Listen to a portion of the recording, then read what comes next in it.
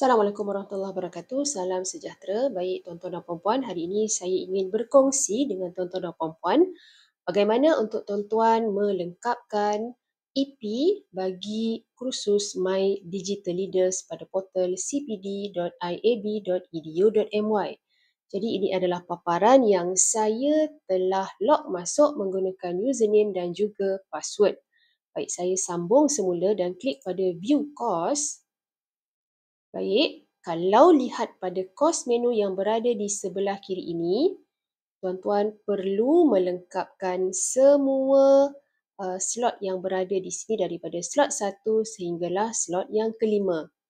Baik, untuk forum perkenalan, sekiranya forum perkenalan tuan-tuan dan puan-puan belum lagi butangnya berwarna hijau, caranya ialah tuan-tuan perlu create satu discussion di sini, add discussion topic, dan selepas itu tuan-tuan perlu reply ataupun tuan-tuan ambil saja mana-mana discussion tadi dan tuan-tuan hanya reply sahaja.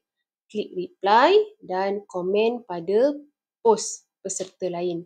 Dan kemudian tekan saja klik next activity dan secara automatik butang forum perkenalan akan berwarna hijau. Seterusnya, saya ingin pergi ke slot yang kedua. Untuk slot yang pertama tidak ada masalah. Tuan-tuan teruskan saja dengan slot perdu minda dan juga penilaian kendiri. Okay, nanti tuan-tuan akan masuk, tekan butang enter, ikut saja arahan ataupun paparan pada slide tersebut.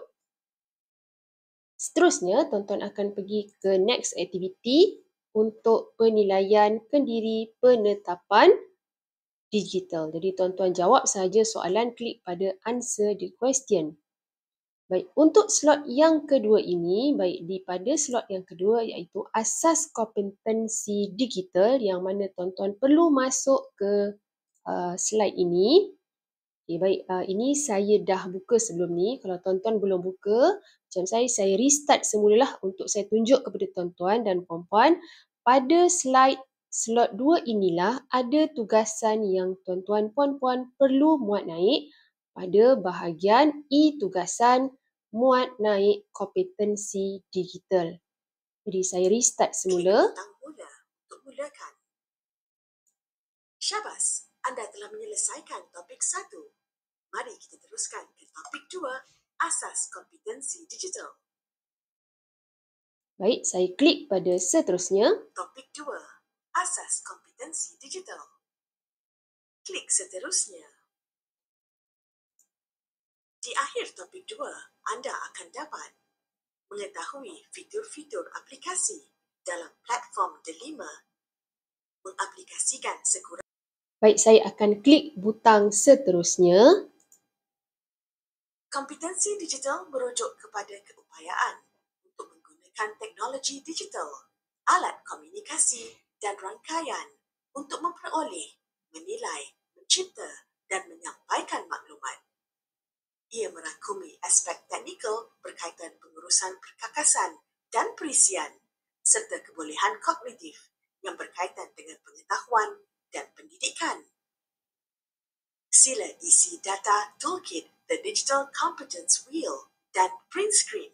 Seterusnya, muat naik dalam e-tugasan.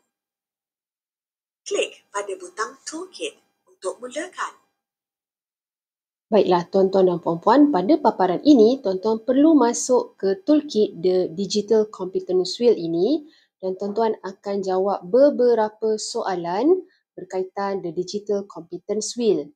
Dan apabila tuan-tuan selesai menjawab, tuan-tuan akan pergi ke paparan seperti ini dan ada laporan Digital Competence Wheel tuan-tuan dan puan-puan lah seperti paparan ini. Baik, ada caranya bagaimana tuan-tuan ingin print screen ataupun paling mudah save as PDF keputusan inilah. Caranya adalah tuan-tuan klik saja pada butang print seperti ini, akan keluar paparan seperti ini. Okey, ini contoh yang saya tunjuk pada tuan-tuan dan puan-puan dan tuan-tuan perlu save as PDF. Okey, jadi sekarang ni paparan seperti ini, sekiranya pada print destination ini ada menunjukkan tempat di mana tuan-tuan nak cetak, tetapi tuan-tuan cari save as PDF dan tuan-tuan klik sahaja save dan letakkan di mana tuan-tuan ingin simpan. Macam saya akan letakkan contoh di desktop lah. Okey, saya akan letakkan di desktop sahaja. Dan bagaimana tuan-tuan ingin muat naik, tuan-tuan pergi semula ke e-tugasan nanti pada muat naik kompetensi digital ini. Pada bahagian ini, saya klik. Dan di sinilah tuan-tuan perlu add submission. Klik saja pada add submission. Okay, tuan-tuan akan cari file ataupun tuan-tuan drag masuk ke bahagian ini untuk tuan-tuan muat naik kompetensi digital yang tuan-tuan telah simpan sebagai PDF tadi dan klik save changes dan boleh teruskan aktiviti seterusnya lah ataupun tuan-tuan lihat balik di course menu ini mana lagi bahagian yang tuan-tuan belum teroka ataupun belum melihat setiap slot tersebut.